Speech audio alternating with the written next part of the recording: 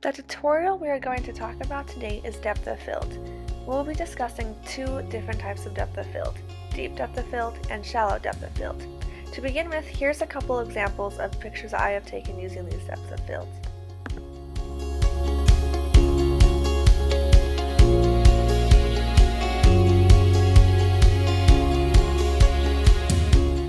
Deep depth of field is usually used with landscape photography and architectural photography. The reason it's used for this is because for deep depth of field, all the objects in your pictures are going to be in focus. Step 1. Pick your subjects. This is definitely a very important step when you're taking any picture, but especially with deep depth of field. Since every subject in your picture will be in focus, you need to make sure that what you choose has a lot of texture, contrast, coloring, and different subjects that will allow for more balance in your picture. Step 2. Adjust settings. So here are my settings for my deep depth of field. I set my ISO to 200 because it is a little darker outside, but with the snow on the ground, the sun is reflecting off, so it still makes it a little brighter. And then I set my aperture at 11, so with it being a higher aperture, it allows it to have a smaller opening, which will bring less light in. And then for my shutter speed, I put it lower so that everything will be in focus, but since it is lower, I have to put it on a tripod. So just remember, when you have a lower shutter speed, make sure it's either on a tripod or a sturdy and smooth surface.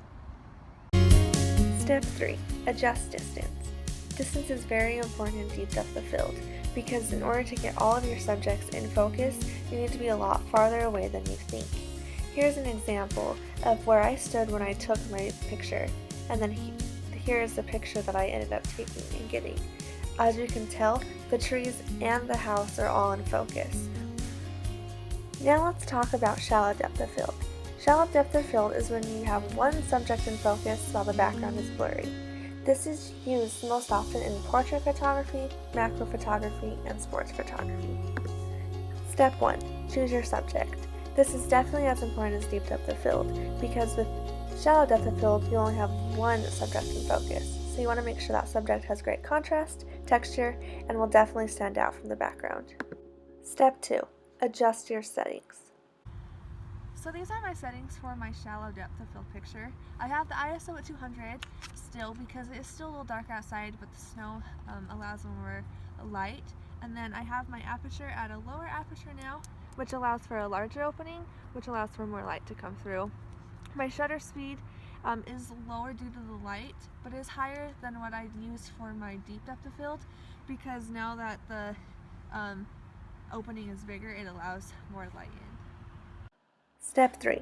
Adjust distance. With shallow depth of field, you want to get up close and personal with your subject.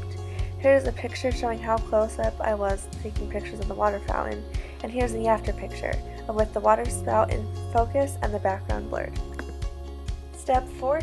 Be creative and have fun.